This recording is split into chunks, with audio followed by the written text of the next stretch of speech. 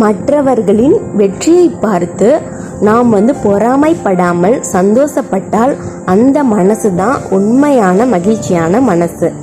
ஒரு 10 வயது அருண் என்கின்ற ஒரு சிறுவன் இருக்கிறான். அவன் அவன் நண்பன் பரிசு பெறுவதை பார்த்து பொறாமைப்பட ஆரம்பிக்கிறான்.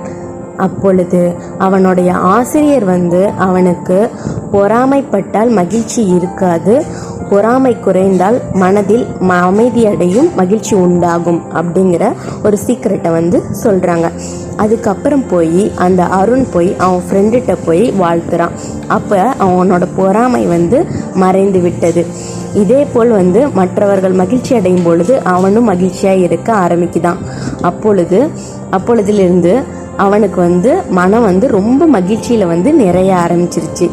அதாவது பொறாமை குறைந்தால் அந்த இடத்தில் மகிழ்ச்சி அதிகரிக்கும். அதனால் பொறாமை தேவையில்லாதது. மகிழ்ச்சியாக இருங்கள். பிடித்திருந்தால் லைக் பண்ணுங்க.